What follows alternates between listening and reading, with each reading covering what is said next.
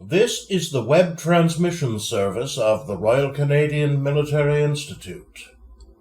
Our first Defence and Security Studies evening of the 2025-2026 season took place on September 23rd. The topic was Moving Slowly at High Speed, Redefining Canada's Role in Hypersonics, and our speakers were Dr. Jeremy Wang and Dr. Jean-Pierre Hickey of the University of Waterloo. Okay, so let's get started. Good evening. Thank you for coming out tonight. Welcome to our September Expert Speaker Series presentation on a very, I would say, unique subject, something that most people don't know very much about. I certainly don't. But we have two experts with us tonight. So just for those who don't know me, my name is Dan Eustace, and I'm the Director of the Defense and Security Studies program here. And we put on about 8 speaker events a year, a conference, and we publish SITREP. Those are the main features of our program. And so we like to reach out to people who are experts in their respective fields. And we're fortunate to have Jeremy Wang tonight, because this is the second time that you've come to the RCMI to speak on a different subject from what you spoke about the first time around. So that's great.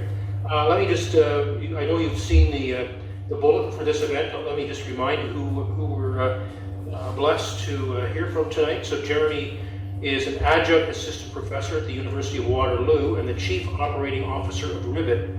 He's an expert on dual-use autonomy and aerial robotics, and that was actually the subject I think that you spoke about when you were here the last time.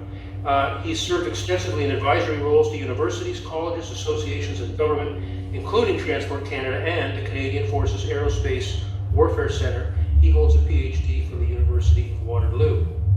Now, for the first time, we've had the pleasure of meeting tonight Jean-Pierre Hickey. He's an associate professor at the University of Waterloo with research interest in hypersonics, aeroacoustics, and aerothermal heating.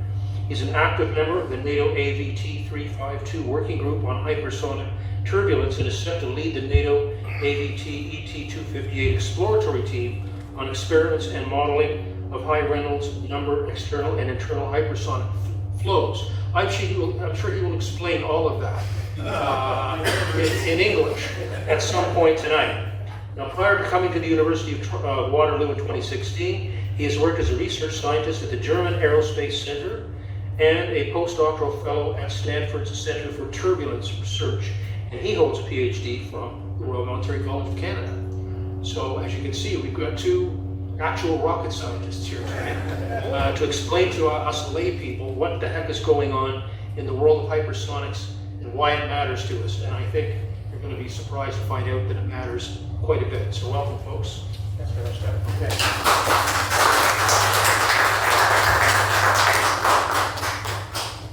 Okay, it's lovely to be here tonight, and picking up where Dan left off, we don't know very much about rocket science, so we're going to find out very soon that there's a lot of open questions within hypersonics, and really what we're trying to do is indicate where Canada's lacking some of the capabilities needed to answer those questions. So the way this presentation is going to work is I'm going to set a little bit of the policy context and the high-level strategic context. I'll then pass it to JP to get into some of the details around what is the current state of hypersonics research, and then we'll both close out with some calls to action that we think are necessary to bolster Canada's approach here. So beginning with the very high-level policy framework, I'm sure many of you have seen the latest defense policy update that was released back in April. Talks about various priorities for national defense, and the word hypersonics is mentioned about 6 or 7 times. So at a high level, the Department of National Defense and the Canadian Armed Forces have identified that hypersonic capabilities are a threat to Canada, particularly when we talk about Arctic sovereignty and NORAD, and we need to invest in capabilities for cruise missile defense. So that objective has been set. We're supposed to be doing this. The importance of this comes from the fact that if you look at the kinds of, let's say, technologies that Russia has been fielding the last 5 or 6 years, it's quite concerning. So here's an excerpt from the Intermediate Range Nuclear Forces Treaty, or the INF Treaty. This was a treaty signed between the US and Russia back in 1987, and for a very long time limited the proliferation of long-range missile systems. So for a very long time, Western countries and our allies have built our integrated air defense systems around this assumption that any adversarial capability probably won't be flying more than 500 kilometers in range. And if it is, it's one of these nuclear intercontinental ballistic missiles. So it's either 500 kilometers or one of these massive missiles to be worried about.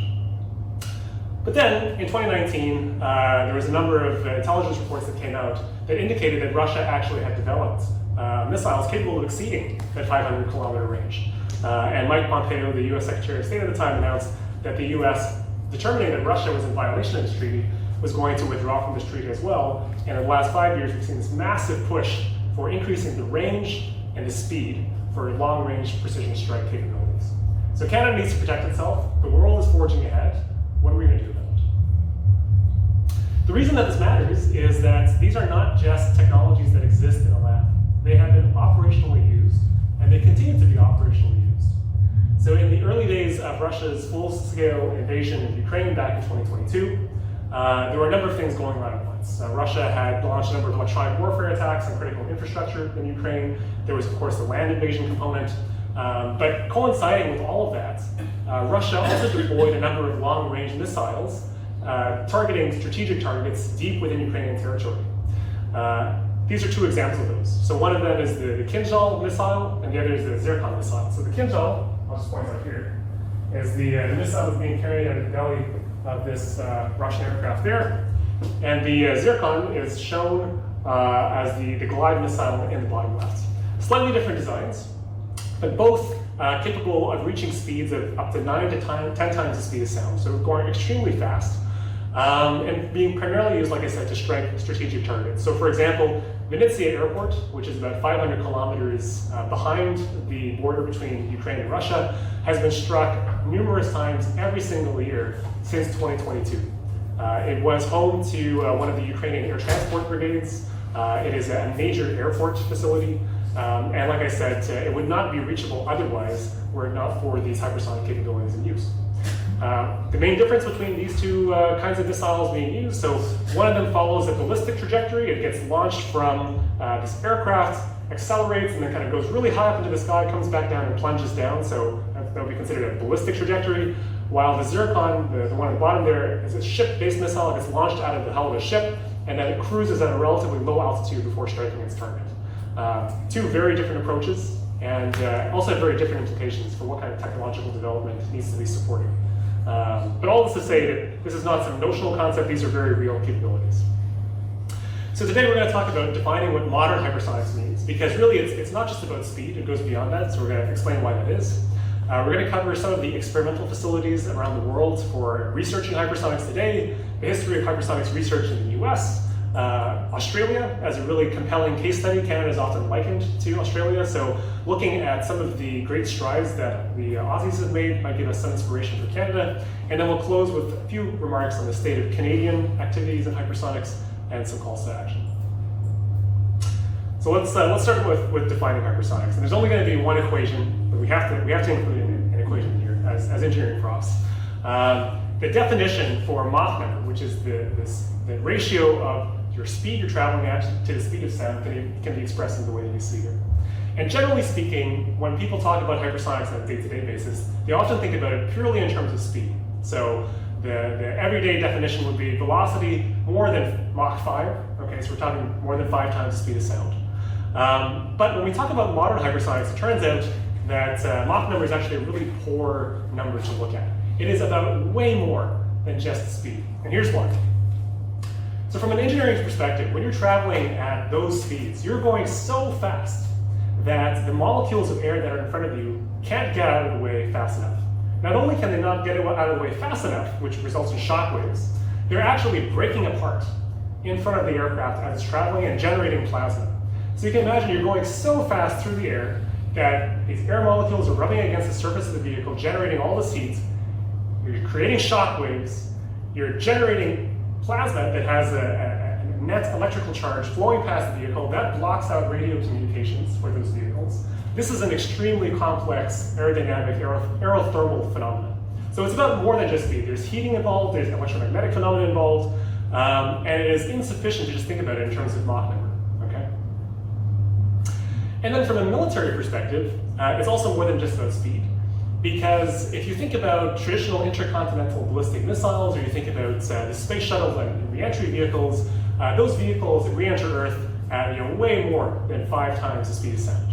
But they're not very maneuverable, right? When the space shuttle comes back in, or when these ballistic missiles come back in, they have a very coarse sort of trajectory that they're following for the most part. They don't have the same maneuverability as these newer generation cruise missiles that can actually maneuver very well at low altitudes. So from a military perspective, when you talk about modern hypersonics, it's about speed, and it's also about maneuverability. And of course, the importance of these capabilities is that when you're moving this fast, you are compressing your adversary's decision cycle, right? So the military loves to talk about the OODA loop, the observe, orient, decide, act loop. Well, you don't have very much time to observe, and you certainly don't have much time to decide, act, or orient yourself, really. When you have, for example, hypersonic cruise missiles that are coming in over the Arctic at very low altitudes, traditional NORAD systems, traditional early warning systems aren't designed to intercept aircraft or any objects moving at those speeds and at those altitudes. They're meant to capture the Cold War era ICBMs flying that ballistic trajectory. And because you're moving so fast, there's an element of stealth. You can't track hypersonic systems very easily.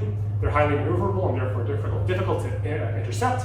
And in terms of the way that they're being used, there is that strike capability that I mentioned earlier, striking strategic targets deep within adversarial territory. Some of these capabilities, some of these hypersonic missiles also have the option of nuclear payloads, so there is a very strong deterrence element to all of this. And of course, collectively, we're talking about strategic power. Either power that can be used as a real military capability, or power that can be withdrawn in the future as a negotiating or a leverage point. So very important that Canada consider how it's going to counter these capabilities moving forward. And the good news is that everybody likes talking about dual use, even though it is very much the case that defense in and of itself is a social imperative, and we should be willing to invest in defense even when there's no civilian application. There are certainly dual-use applications for hypersonic technology. So, like I said earlier, hypersonic re-entry vehicles, we think about rockets or other spacecraft that are returning to Earth or returning into atmosphere of other planets. The very same principles of physics apply. And in terms of the core aerothermal heating problem and control problems, these are applicable to other forms of aircraft, whether civilian or military. So by investing in hypersonics, you can be sure that we'll be benefiting civilian applications as well. So with that, I'll pass it to JP to now get into a little bit more detail around what makes these systems so threatening and the experimental facilities that exist. Thank you, Jeremy. So my portion of the talk, I'll cover a little bit about some of the main challenges that arise from an engineering perspective, why this is such a difficult problem to tackle in terms of developing these new technologies to counter hypersonics and even to develop strike capabilities. So on this figure here, we see in this light blue line, this arc that goes above the page, that's our traditional ICBM trajectory. So very, very high, it comes down, hypersonic speed, but it's a very ballistic trajectory, easy to calculate, very low maneuverability. The challenge with a lot of these hypersonic strike capabilities that are being developed is that they have a very different trajectory. They're much lower to the ground. So we're talking, if you're looking for at that green line there, so Mach 6 to 10 cruise, that's around 20-30 kilometers from the ground. Much higher than your typical airline trajectories. But you also have these boost glide capabilities for hypersonic missiles that this is this light pink line that will essentially, you'll have a rocket boosting it up to a high altitude, and then you'll have a secondary booster in the glide phase afterwards. And that glide phase is particularly a challenging phase as you can actually have much more aerodynamic control. So you can actually control in your descent, and it's a much more maneuverable device than traditional rockets, and this is why they become very problematic from a defense perspective. We can also think of this problem in terms of threat exposure time. So this is a very simple graph from early 2000s from the US. It highlights these different lines here represent different Mach numbers, so different speeds of your vehicle. And on the y-axis over there is really the target exposure time minus the reaction time. So these are nominal ideas, but we get a sense of how far a hypersonic threat can travel given the exposure time. So for example, if we take this dashed line right in the middle there, so that's a typical range of around 8 minutes for a Mach 10 device. So this means we're talking about a nautical, around just below 800 nautical miles that it can travel within an 8-minute range. So that range is the range in which we would have an exposure of the threat that could be acted upon. So it is a very, very short time. If we were to increase the speed of these devices, we'd see how far we can get for the same exposure time. So it kind of gives us an insight into the actual range. When you look at Mach 1, which is a supersonic type of device, you see how much further we can get for the same threat exposure time. When we're also talking about hypersonic design, we also have to make a lot of compromise. So we have a certain amount of payload capacity, so fuel that we can bring aboard, a certain weight inherent to the system, we have a propulsion system we have to handle with. So depending for a same weighted system, this is two, again, nominal trajectories. One at Mach 6, the red line, the cruise, so essentially going up to about 100,000 feet, cruising for somewhere around 20 minutes at Mach 6, and then coming at the downward distance of here, it's around just below 1,200 nautical miles.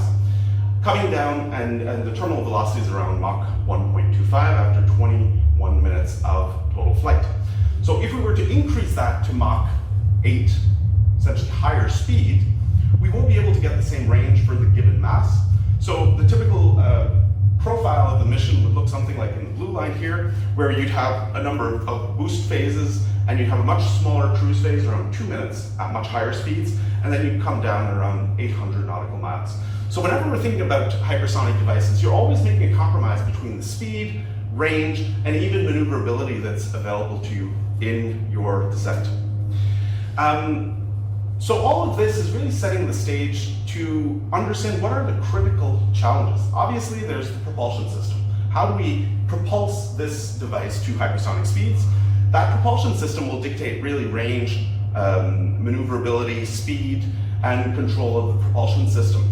So propulsion is a very important aspect to all hypersonic devices, and there's some research throughout the world working on scramjet, ramjet technologies here for hypersonic devices. The ones that we're looking at Waterloo are more tied to maximum aerothermal loading and maximum aerodynamic loading. So as Jeremy mentioned earlier, one of the big challenges in hypersonics is that we go at speeds that are so high that the heating occurs on the metal and the temperature of the metal is higher than your typical aerospace material is able to withstand. So we have to very carefully and adequately protect the surfaces of these devices against these aerothermal loads. So there are a number of thermal protection systems that are used, and they have to be understood. There's some active thermal protection systems as well that can mitigate this heat loading. The secondary aspect is that as these vehicles are going at very, very high speeds and they have to be maneuverable, they undergo a very large aerodynamic load. So whenever they're doing a maneuver, the aerodynamic forces on that object are extremely high.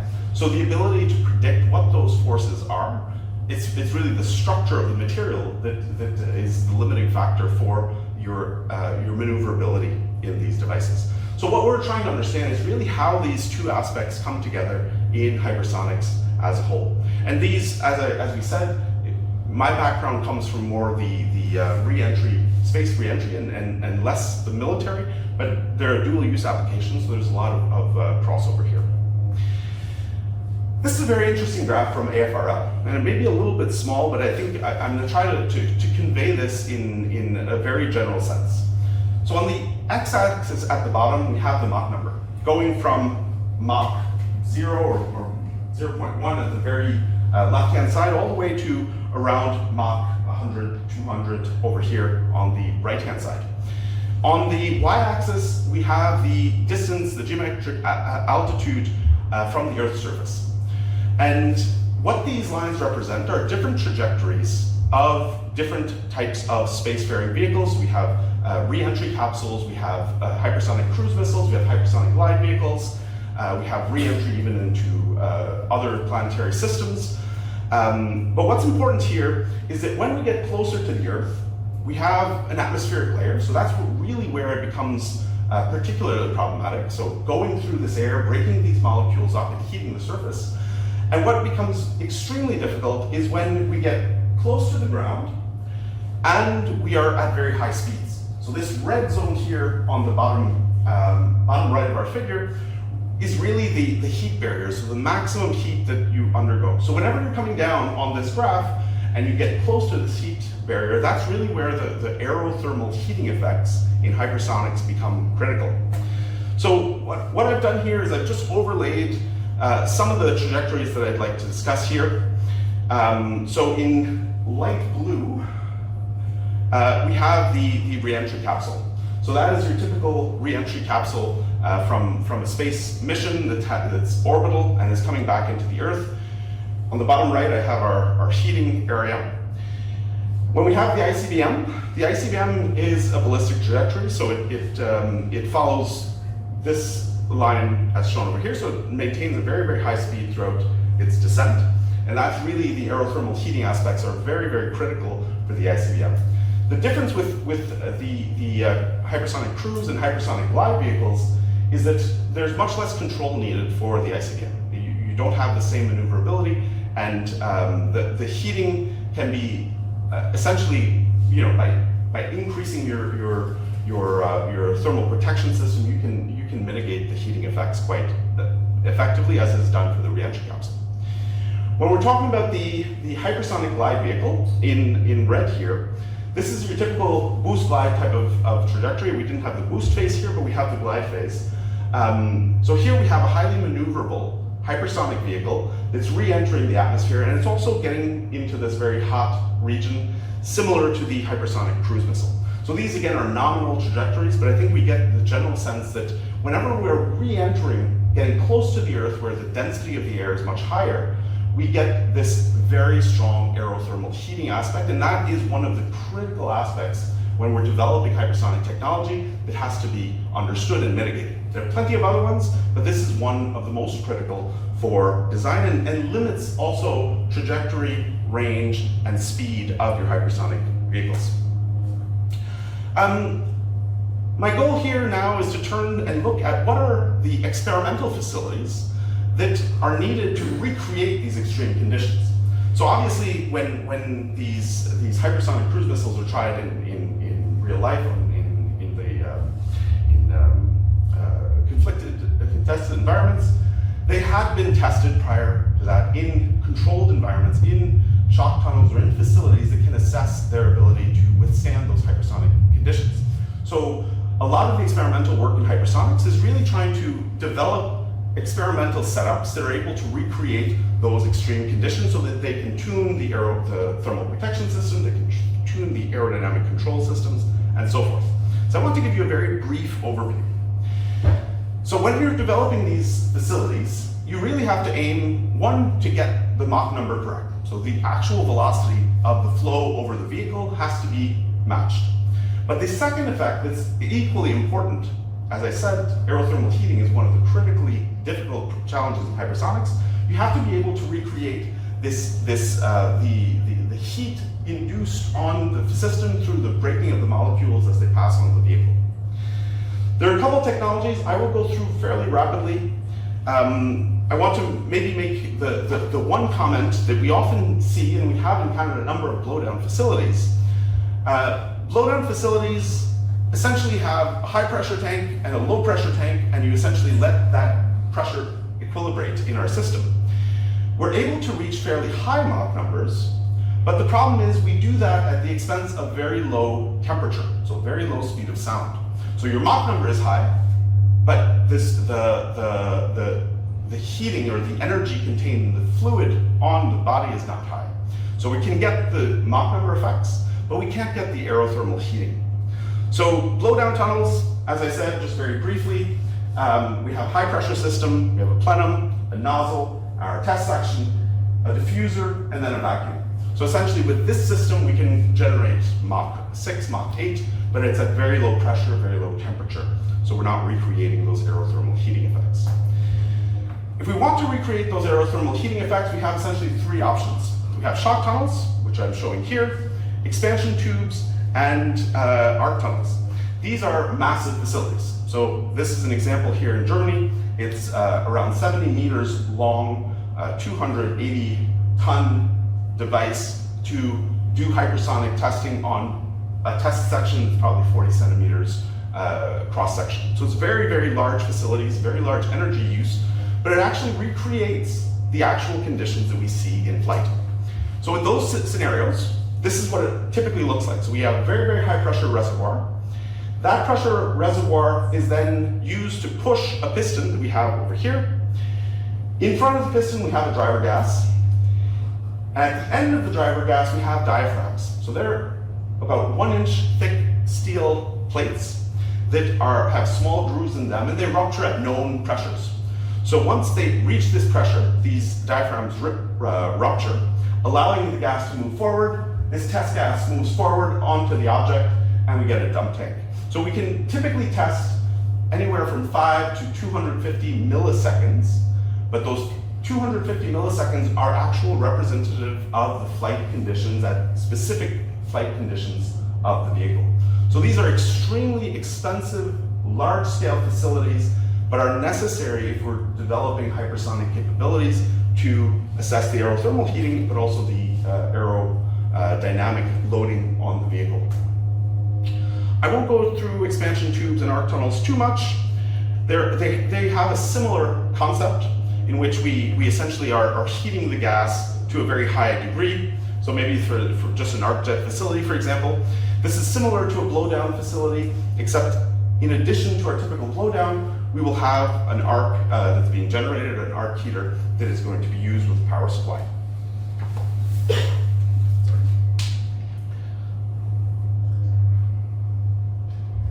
Okay, so that was a bit of the necessary framework needed for research in hypersonics, experimentally.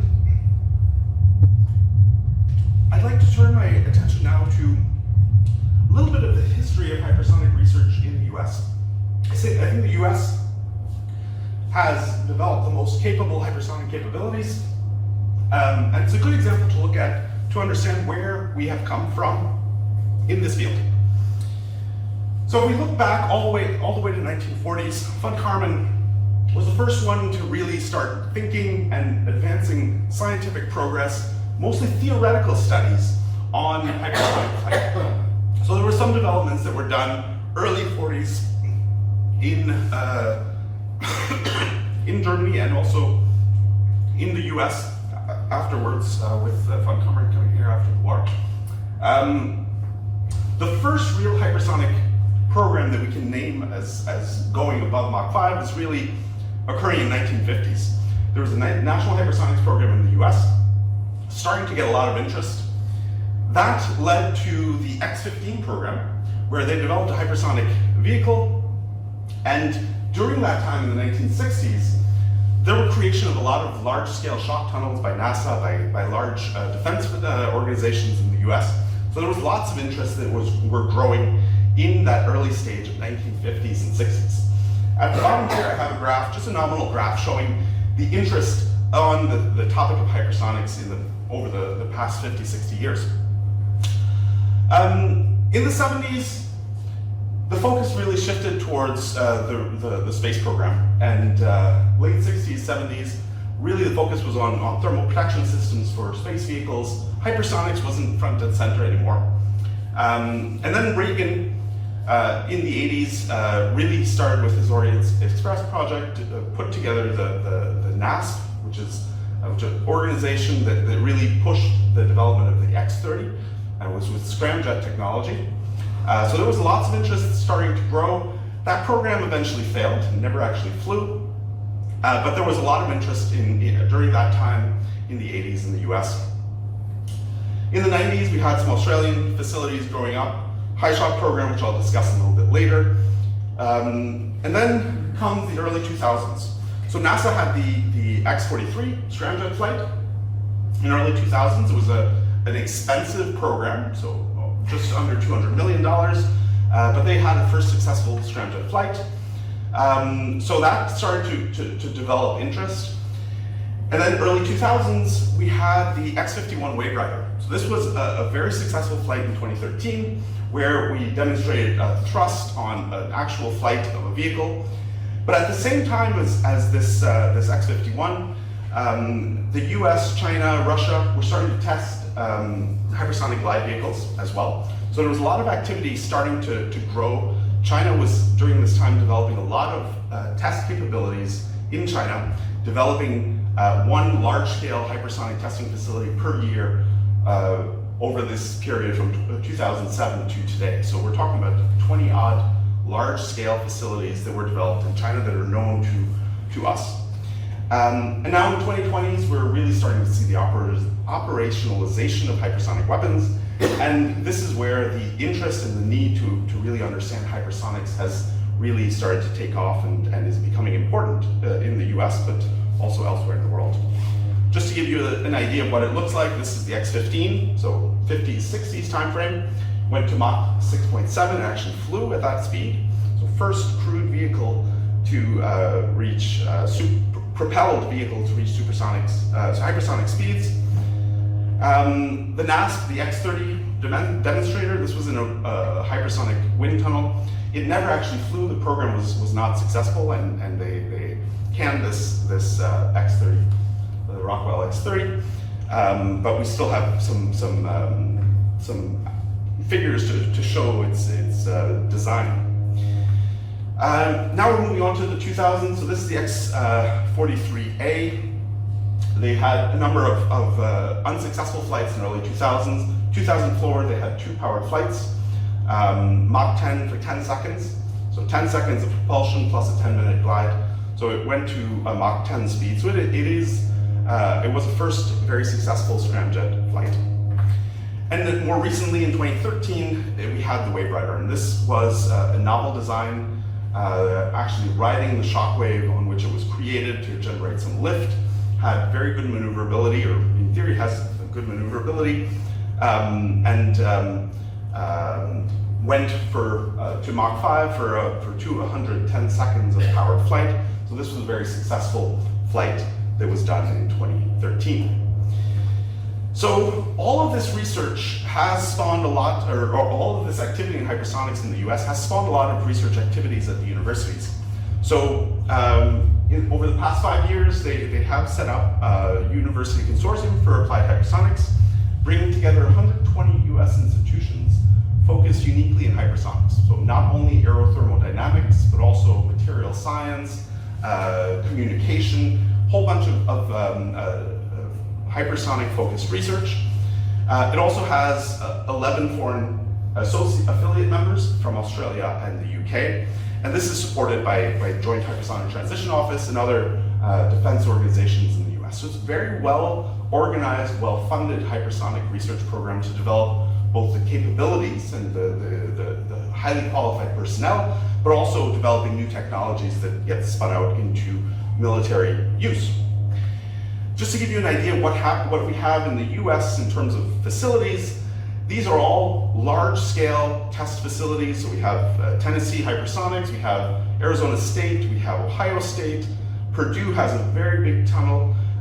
University of Buffalo also have massive test facilities where they're able to train students, develop capabilities, and assist in hypersonic technology development.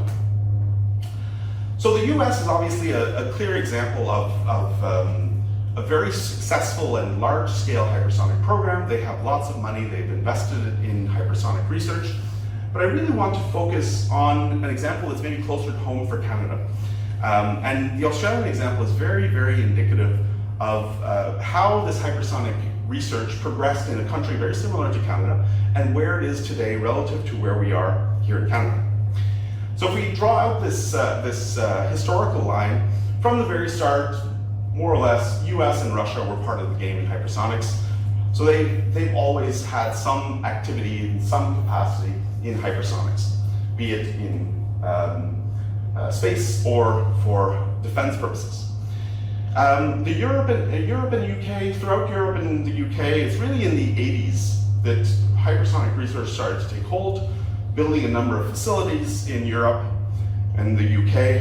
But surprisingly, at this exact same time, Australia was already in the mix. So already developing hypersonic testing capabilities and developing large-scale testing facilities for hypersonics. So Australia kind of sticks out here because it's not your standard, superpower developing hypersonics. It's really a country that has more or less independently developed an expertise and capability in hypersonics and are now world leaders in this field. If we look at China, we don't really know when it started, but we do know that from 2007, more or less, there has been a lot of activity in this field. Probably started earlier than this, we don't have a clear idea, but they are also developing extremely rapidly large-scale capabilities in hypersonics. Australia's turn to hypersonic can really be traced back to one singular person, and this is Ray Stalker. He was a prof in Australia. He passed away about 10 years ago. But actually, before developing all this hypersonics capability, he came after his PhD to Canada, to the NRC and the Gas Dynamics Lab in Ottawa. So he developed a lot of these basic ideas of developing hypersonic capabilities while he was at NRC. And if we look back, this is an actual front page cover of an NRC document from 1959 by Ray Stalker and Besant here on a method to develop strong shocks in a gas-driven shock tube. So this report that he developed while he was in Ottawa in the Gas Dynamics Lab really set the stage for Stalker's work in Australia. So he essentially came back to Australia after a short stint in the UK. He went back to Australia at the Australian National University with this new capability, with this new knowledge in developing hypersonic facilities, and went on to develop some testing facilities for hypersonics. So they were low-key, they were a university prof developing small, fairly large-scale hypersonic capabilities at a university. In '77, he moved to University of Queensland, and when he moved there, he had this vision to develop a large-scale free-piston shock tunnel facility that was world-class. And by doing that, in his time at University of Queensland, he was able to develop the T4 shock tunnel, which is still today seen as one of the preeminent shock tunnels. And by doing that was also the founder for the Hypersonic Center for Hypersonics at the University of Queensland, again, one of the leading institutions for hypersonics. As I said, there is this Canadian connection. So he did come to NRC, he did develop a lot of capabilities of understanding how to evaluate hypersonic flight. And this is an example of this is the T4 that was created in 1987, commissioned in 87. It's a very large scale facility. Just to give you an idea, we have the legend here. It's 10 meters, so this is 60, 70 meters long facility. Very heavy facility that also does a couple microseconds of testing. So while Stalker was at the Australian University, National University, he had under his wing another very preeminent researcher, Hans Hornung, who is still with us today. Hans did his degree in Melbourne, University of Melbourne, bachelor's, master's, then went to ANU, Australian National University, for his PhD. And he developed all this capability to develop these testing facilities, these unique testing facilities that were not available in the US. So the big novelty of the T4 is this free piston. So this piston that moves down, that compresses the gas, that compresses another gas, that then goes onto the testing stand. So Hans, as part of ANU, developed all this knowledge. He went to the German Aerospace Center and leading the experimental fluid mechanics at DLR from 1980s to 87. And during that time, he set the groundwork for the large-scale German hypersonic testing facility, the HEG. In 87, he got called to Caltech to be a prof at Caltech. So he left the DLR and moved to Caltech, where he developed the T5. So essentially the follow-up to the T4 that Stalker had developed. And he developed this hypervelocity shock tunnel at Caltech, which is still in existence today. So essentially, Stalker was training Hornung, that Hornung went over to DLR, developed their capabilities in Germany, and then went over to US, developed the T5 at Caltech. And then more recently, both Stalker's design of the facility and Hornung's work led to the development of the T6, which is now at the University of Oxford, which is the more recent free piston driven shock tunnel in the world. So these are really unique facilities that we have for testing hypersonic re-entry vehicles. Obviously there are some more that have different designs. These are ones that can really accurately assess the aerothermal heating in hypersonics. So those were the two main figures from Australia that really left a very large impact on the hypersonic community in Australia. And out of all this research came the HiShot program. Late 90s, early 2000s. It was a program that cost 1.5 million to develop a hypersonic, supersonic combustion hypersonic test program. It was an amazingly successful program in that it was a very inexpensive program, and they were able to develop technologies that were very unique and testing thrust generation capabilities for supersonic combustion. And if you compare that to about the same time in the US, the X-43, that program cost around 185 million. So the Australians were able to pull off an extremely successful program very cheaply, and were able to develop the capabilities, new capabilities, train a lot of people. Out of this came also the HiFire program. There have been a number of variations thereof, but it's a hypersonic international flight research experiment that was jointly done by the DSTG and the Air Force Research Lab in the US. So they did some flights and tested a lot of hypersonic technology. And this led to continued collaboration with a lot of international and US partners. So they have grown into one of the preeminent nations in hypersonic testing, known throughout the world. And just about a year ago, there was a joint statement on the Canada-Australia Partnership for Emerging Missile Defense Technology, tackling hypersonics, or focusing on hypersonics. And this is really tributary to the fact that Australia does have the capabilities, the expertise, and the knowledge for this hypersonic research. So this brings us back home here in Canada. We are in the same global geopolitical world as everyone else and navigating the challenges and threats that are emerging. And we have to ask ourselves, if we are faced with these emerging threats, and how we are doing relative to our neighboring countries and international partners. At the moment, we are the only G7 nation without a high-enthalpy hypersonic testing capability. So we don't have hypersonic testing capabilities to test these extremely high aerothermal heating events.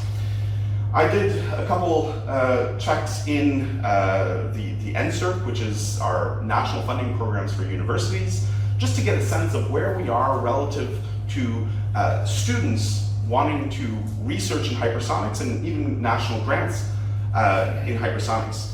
So since '91, I was able to find only 2 graduate students that had hypersonics clearly written in their proposal research title for NSERC, both from Waterloo.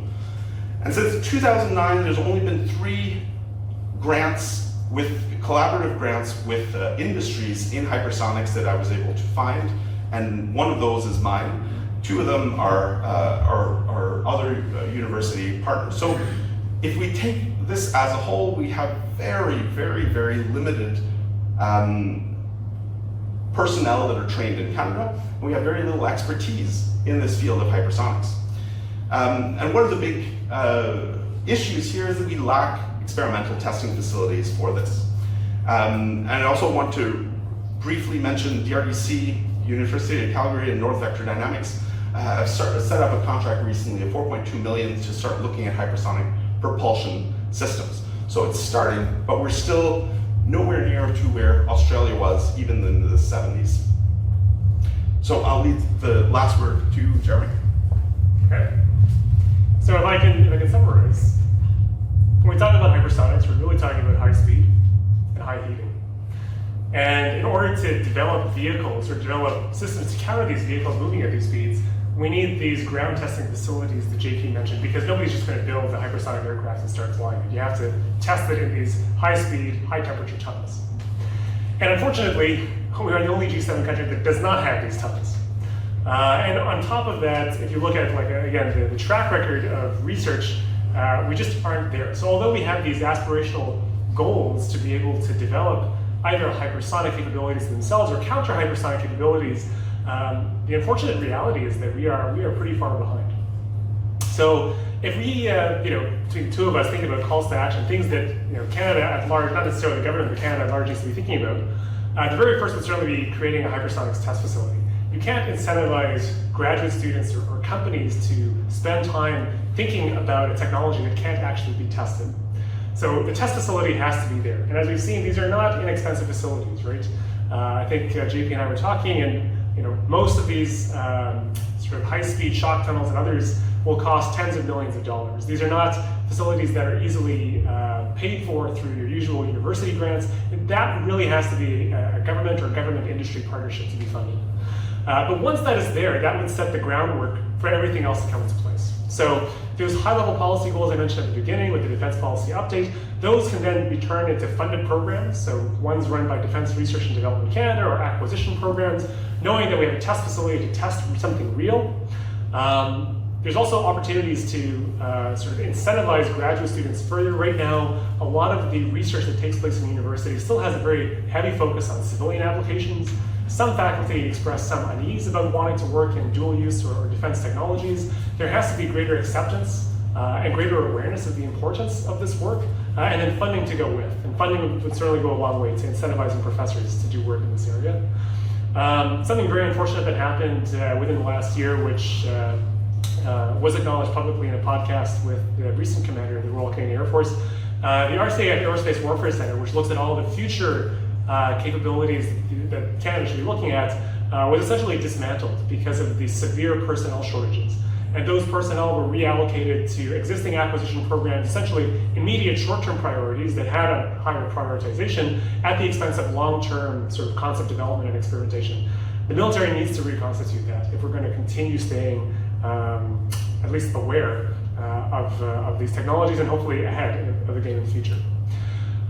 We already have a few mechanisms through national defense, for example, the IDEAS program and the ISC testing stream, to be able to host theme challenges and sandboxes where companies and universities that have developed some prototypes can actually come out and show them off. However, the current funding ceilings and timelines are very limiting. So again, you're looking at most $2.3 million over a 12-month period. That doesn't get you very far when aerospace is usually on the order of tens of millions of dollars. And then finally, there's a forthcoming defense industrial strategy that's supposed to be released by ADM Policy, Assistant Deputy Minister of Policy within National Defense. Hopefully that will include some discussion of how hypersonics will be included in the industrial base, because right now, with the exception of a few researchers and perhaps some startups, Canada has a lot of work to do. So with that, well, thank you for your attention, and yeah, look forward to any questions or discussion. Great.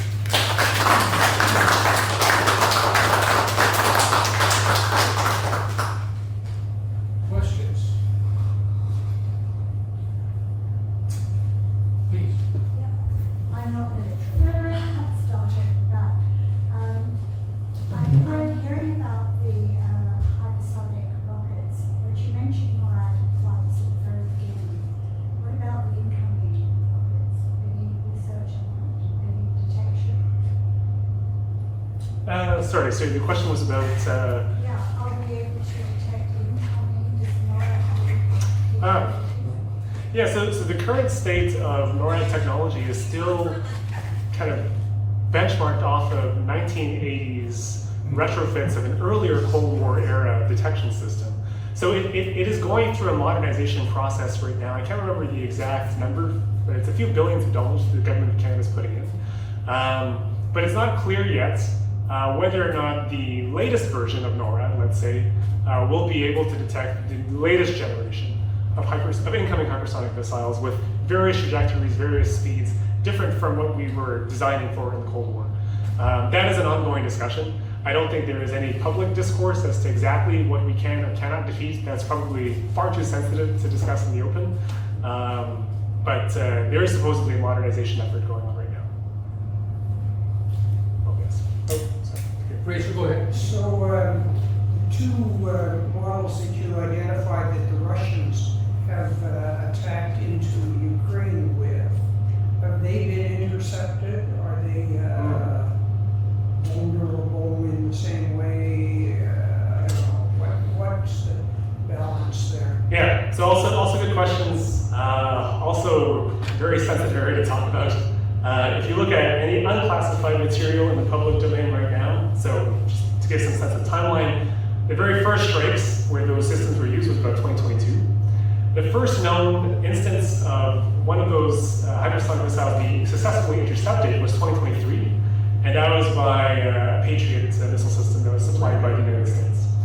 We don't know what is the success rates. We don't know how many make it versus not. We don't know out of how X number of Patriot missiles, how many actually reach the target versus not. But there was about a 1-year delay between the first operational use and then the successful interception that was publicly disclosed.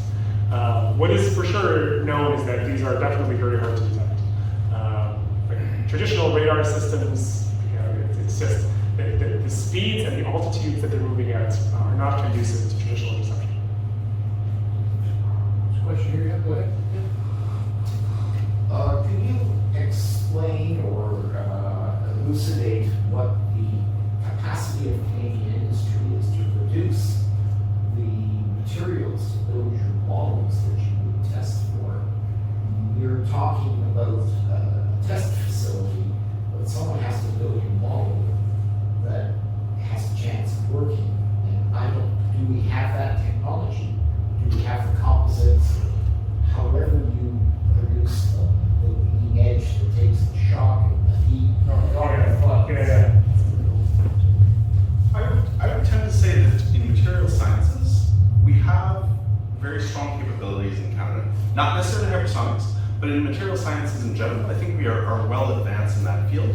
So I wouldn't be too worried about the Canadian industrial base and the research capabilities for the material development of the facilities. NRC does a lot of coating testings for high temperature materials. There's a lot of research there. Now, the integration into a hypersonic system, we don't have a mature enough industrial base to be able to develop these new technologies, to my mind, at the moment in Canada. But we are in a chicken and egg type of problem. We don't necessarily have industry, so we don't have facilities, but at the same time, we need to develop and advance these facilities.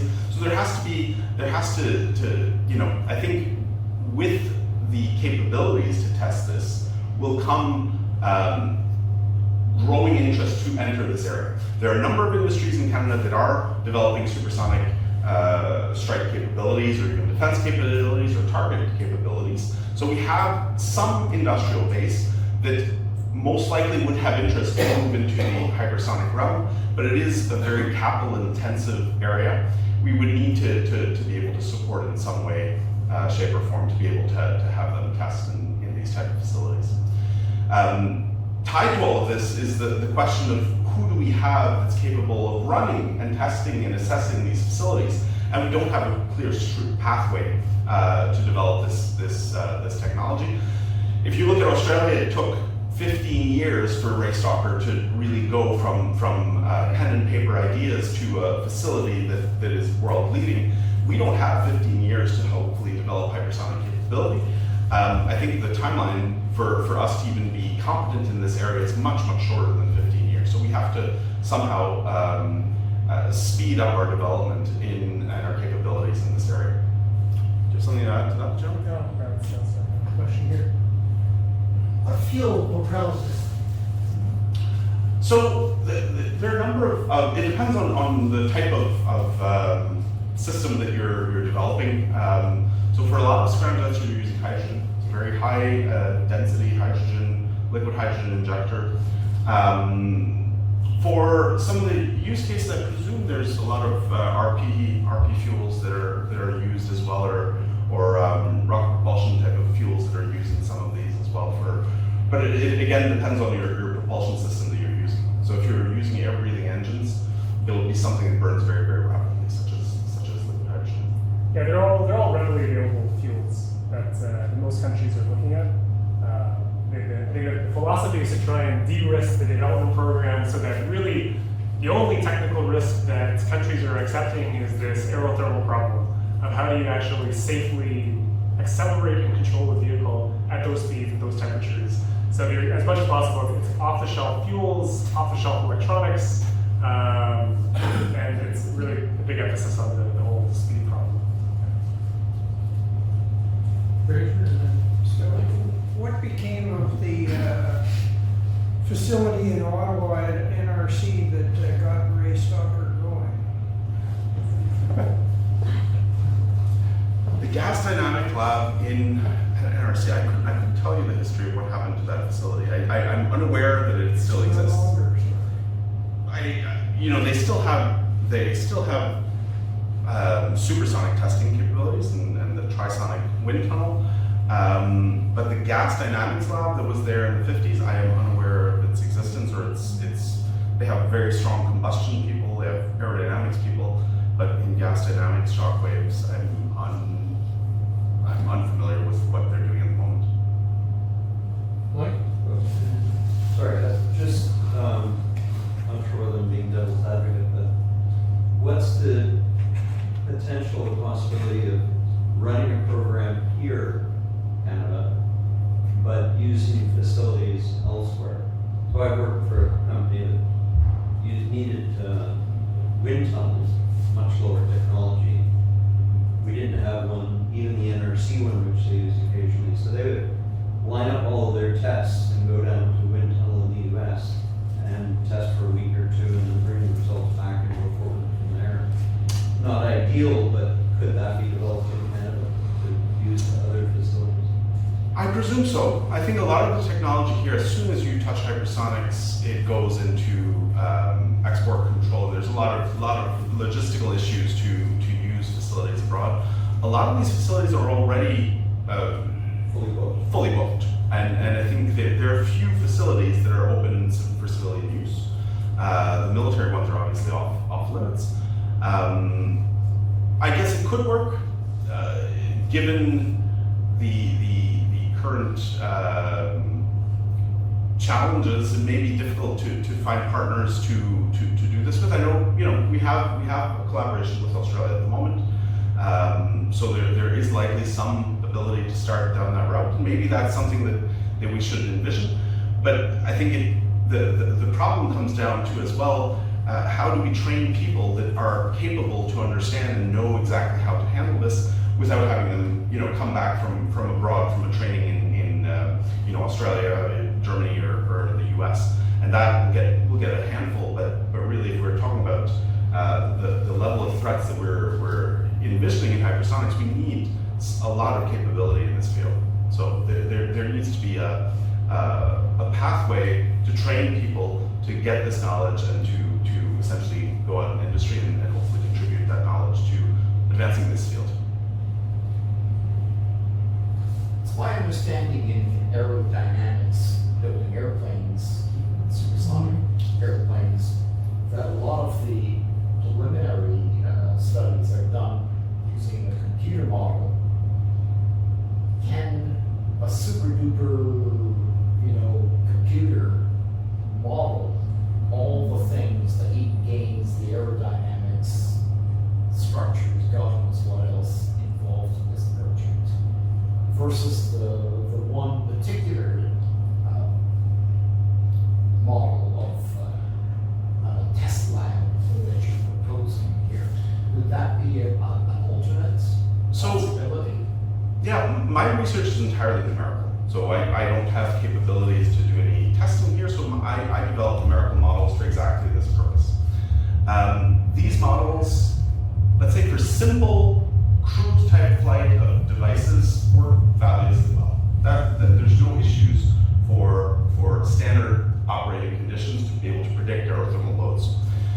What becomes challenging are the off-flight conditions, off-design conditions, or even very transient phenomena during maneuvering where you have shock waves that are not steady, that are not fixed. Those numerical models fail miserably. So, and I think that's kind of the area where there's a strong collaboration with people doing experimental work in facilities and people developing numerical models like me. That's where we're pushing to develop that expertise. But that requires this complement of experimental testing facilities. So in essence, for standard operating conditions, we do a fairly good job. It's for those fringe cases or the cases that are important that are not your typical flight conditions, that's where it's very difficult. Question on, first of all, thank you for your talk. Question on the legal framework around sort of hypersonic missiles, and touched on training, for example, as an area where we use. Is there? I'm completely ignorant of this area. So, what is the legal framework on the development and proliferation of these kinds of weapon systems and their use as well? Yeah, so good question. So I guess I'll separate this discussion into two areas.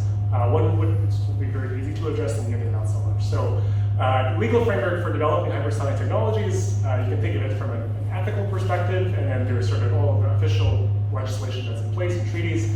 From an ethical perspective, there's nothing inherently problematic about the way that hypersonic systems are being used that is any different than any other, let's say, long-range artillery system or other piece of ordnance that the military would use. So, provided that there is some degree of precision, that the target engagement authority or the rules of engagement are there, there's not really a whole lot of operational concerns with hypersonics. Where all the complications come in is export controls. So if you think about where this research is being done, a lot of the heavy lifting, for example, in Australia and in the United States, is being done in university labs. So there are more national security, let's say, requirements that are now coming into universities. There's talk about sort of requiring certain levels of clearance now for graduate students to be able to handle certain types of work.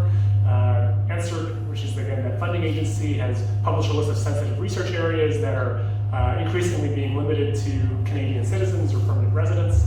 So there's a lot of sort of research security discussions that are going on right now because of the importance of this technology. And the other thing is that once it's actually been developed, it can be very challenging to move outside. So again, JP already alluded to it, but you can imagine if you were a Canadian company and let's say you did want to test your facility in the United States, it is going to be very difficult to get that article back and forth over the border every single time, because not only are you going to deal with the fact that it's a defense article, there are additional international control regimes like MTCR, the Missile Technology Control Regime, that will come into place and make it very difficult to move it either into the United States and certainly out of the United States once it's already there. So it's really on the export control side, IP ownership, research security, that there are a lot of legal issues right now. They're not really anything inherent to hypersonics. They also affect other sensitive research areas, but it is something that does need to be considered.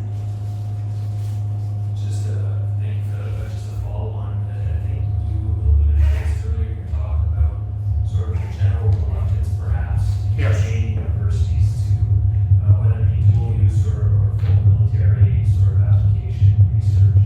Could you, I don't want to get you in trouble or anything, but would you be able to comment on how we navigate that in Canada if other countries are moving far ahead and our reluctance is keeping us behind? I don't know if there's any studies on this. It might be interesting for somebody at Canadian Forces College or RMC to be looking at this and actually try to assess what is the state of, like, what is the perception within the academic community of working on dual use and defense. I'm not sure. I mean, anecdotally, I can definitely say, like, within most engineering faculties, your quote-unquote average professor and graduate student doesn't really want to work on a defense technology if there's going to be a lethal application for it. And in some cases, I would say historically, it's even been discouraged. So if you think about, in particular, raising capital, like let's say a university lab came up with a piece of technology and they had an opportunity to commercialize it. It used to be very hard going to an investor saying, yeah, this is going to be used to develop a missile. Some investors would consider that, the same blacklist as a bunch of other things that are socially taboo. It's starting to change. So certainly the investment, private capital environment has moved in the direction of recognizing that investing in defense as a national security activity, but also a capitalism activity is valuable.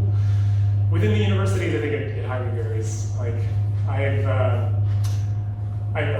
Yeah, I think if I was to give any examples, I'd always be picking the worst examples because those are the ones that stick out in my mind. But for example, I put together panels in universities where there was discomfort from university staff just on the basis of a person wearing a military uniform and showing up because there was a concern that some of the members of the audience who may be immigrants to Canada and have had very poor interactions with those in authority might be less reluctant to engage. It's a tough one. But that being said, I think our personal opinion is certainly that Canada would only benefit if there was greater acceptance and adoption. Like Canada as a country, I think, embodies values that sort of try to balance the elements of capitalism and commercialization with social impact and responsible use. And I think that sort of unique Canadian value set is something that's recognized worldwide. If we could channel that into the way that we approach dual use and defense research in universities, I think it would only be to our advantage.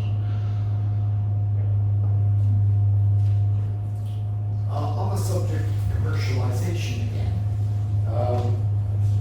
is it possible for your common man to almost have like an airline flight in a hypersonic vehicle? You get, carried up and you put on the rocket or whatever that propels. Would you be able to sustain? We're sending millionaires up into low Earth orbits right now. We're not. If there is a, The Americans are not. well, yeah, but okay, think big. Think big.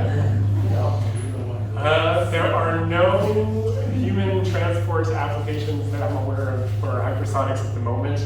The closest that I can think of would be, there is a bit of a revival going on right now for supersonic travel.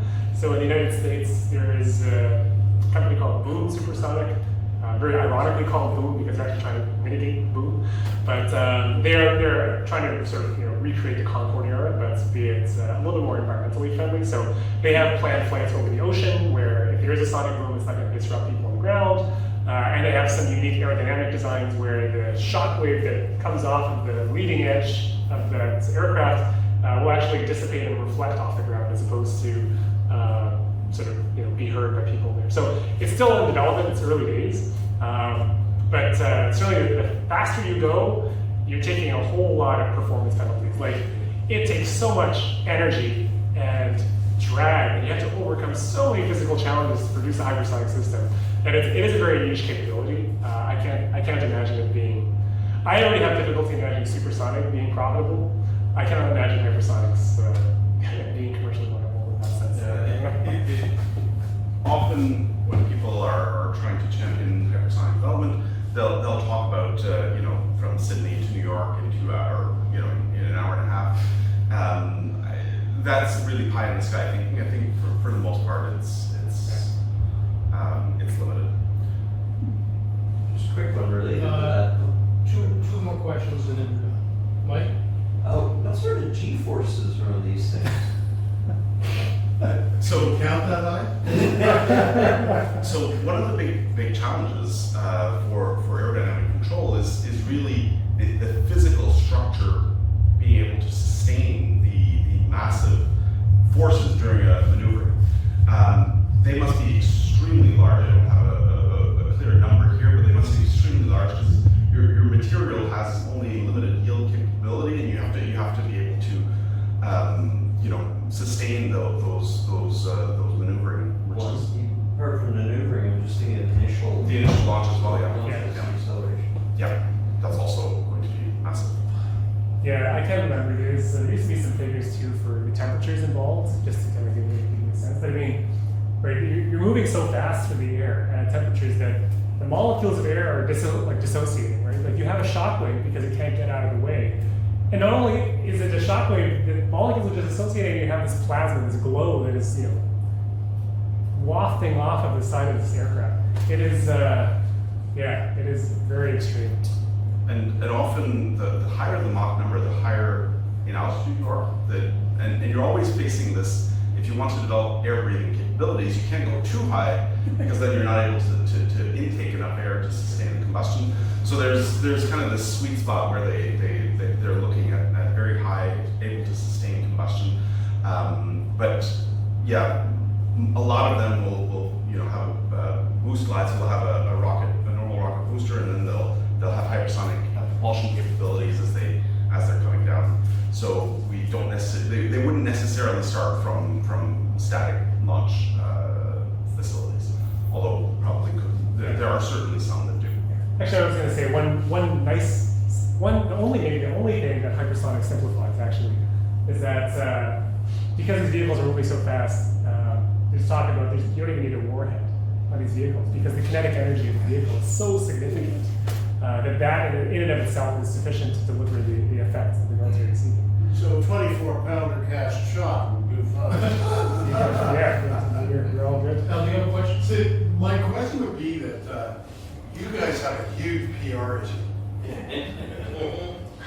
I'm a rotary wing guy. We're restricted by the laws of nature, and Instagram folks, our taxpayers, are watching drones, and you have to sell this to get public money to compete with the drone technology to get money to do R&D.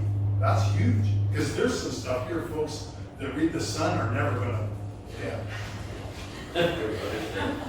That's an enormous learning curve. Yeah, well, my full-time job is working on autonomous aircraft. Wow. Okay. Well, given the number of questions, I think it's obvious that there's a lot of interest in this subject. We were blessed to be lectured to by